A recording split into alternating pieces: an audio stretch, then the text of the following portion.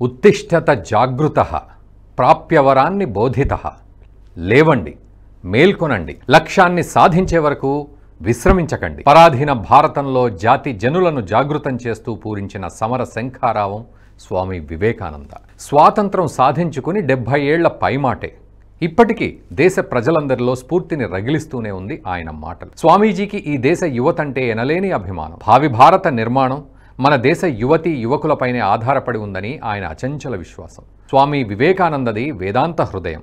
తనదైన సందేశంతో భారతీయ ఆధ్యాత్మిక వైభవాన్ని ప్రపంచానికి పరివ్యాప్తం చేశాడు. గురుదేవులు శ్రీరామకృష్ణ పరమహంస ఆయనకు ఈ ఆధ్యాత్మిక అనుభవాలు అందించారు. వాటినే స్వామీజీ తన జీవిత సాధనాలుగా, జీవన మార్గంగా ఆచరించి చూపారు. దేశానికే ఆదర్శంగా నిలిచారు. స్వామి వివేకానందకు యువతపై ఎనలేని అభిమానం.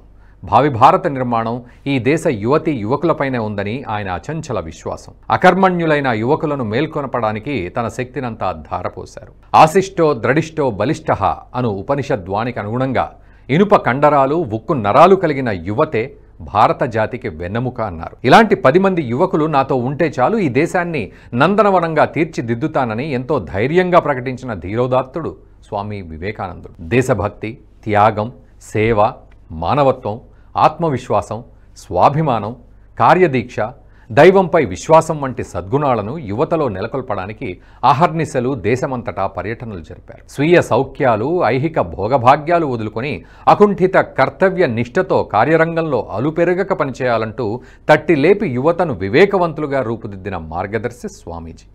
బాల్యం నుంచి ఎన్నో ఒడుదుడుకులను ఎదుర్కొంటూ ధైర్య సాహసాలతో పరిస్థితులను అధిగమించడం వల్లే దేశ విదేశాల్లో భారతీయ ధార్మిక, సాంస్కృతిక పతాకను ప్రతిష్ఠించగలిగాను అని ఆయనే అనేవారు. సాహసం వివేకానందుని ఊపిరిగా ఉండేది. హిందుత్వమే భారతీయాత్మ. హిందుత్వం మతం కాదు, భారతీయ సనాతన ధర్మానికి ప్రతీక. దీని ఆధారంగానే జాతీయతను, ఐక్యతను సాధించాలని, అందుకే ప్రతి ఒక్కరిని తాము హిందువులమని గర్వించండి, హిందువులుగా జీవించండి అని స్వామీజీ నినదించేవారు. స్వామీజీ ఈ నినాదంలో సంకుచితం లేదు, స్వార్థము లేదు, సార్వజనీనత ఉంది, సమరసత ఉంది. అవసరమైతే హిందుత్వ పరిరక్షణ కోసం సర్వస్వం సమర్పించడానికైనా సిద్ధం కావాలంటూ ఆయన ఈ దేశ యువతకు పిలుపునిచ్చారు. హిందుత్వం లేకపోతే భారతదేశమే లేదు, భారతీయత లేదు. హిందుత్వం కేవలం భారతీయుల శ్రేయస్సు కోసం మాత్రమే కాదు, విశ్వమానవ శ్రేయస్సు కోసం ఎంతో అవసరమన్నారు. స్వామీజీ చేతిలో హిందుత్వం జాతీయ చైతన్యం సాధించే ఒక సాధనం.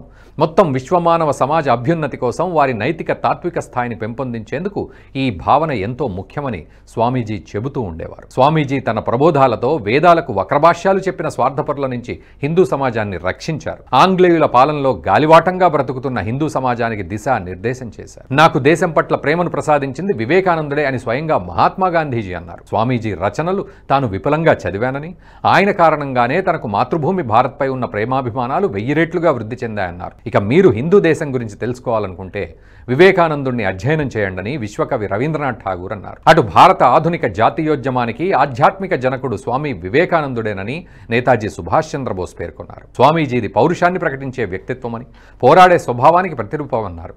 స్వామీజీ శక్తి ఆరాధకుడని, బలాన్ని ఉపాసించాలని ఉపనిషత్తుల వాణిని పదే పదే దేశ యువతకు గుర్తు చేశారని, స్వామీజీ ఇప్పుడు జీవించి ఉంటే నేనాయన పాదపద్మాలపై వాలిపోయేవాడినని నేతాజీ అన్నారు. భారత స్వాతంత్ర ఉద్యమ నాయకాగ్రేసర్లు అందరూ తాము వివేకానందుని సందేశాలతోనే ప్రభావితమై ఉద్యమ రంగంలోకి దూకామని చెప్పారు. కొంతమంది మార్క్స్, మెకాలే, కుహానా సెక్యులర్ వాదులు స్వామీజీ స్వాతంత్ర పోరాటంలో ప్రత్యక్షంగా పాల్గొన్నది లేదని ప్రచారం చేశారు. ఈ స్వయం ప్రకటిత కుహానా మేధావులు మాత్రం స్వామీజీకి ఆధ్యాత్మిక కోణం మాత్రమే ఉందనే విధంగా వ్యాసాలు రాశారు. కానీ స్వామి వివేకానంద విదేశాలకు చెందిన తన శిష్యులతో మాట్లాడుతున్నప్పుడు చెప్పిన విషయాలను ఆయన సోదరుడు భూపేంద్రనాథ్ దత్తా ఏ patriotic part of Swami Vivekananda పేరుతో గ్రంథాన్ని రచించారు. మన దేశంలో రాజసంస్థానాల పాలకులు కలిసికట్టుగా ఆంగ్లేయులతో సమరం చేయాలన్న దృష్టితో ఆ సంస్థానాల రాజకుమారులతో ఒక సమావేశం కూడా నిర్వహించారు. అయితే వారి నుంచి స్వామీజీకి ఆశించిన రీతిలో స్పందన లభించలేదు. ఆ తర్వాత పై స్థాయిలో జరిగే ప్రయత్నాలతో తన స్వప్నం నెరవేరగల పరిస్థితి లేదని గ్రహించిన ఆయన కింది స్థాయిలో ప్రయత్నాలు ఆరంభించారు.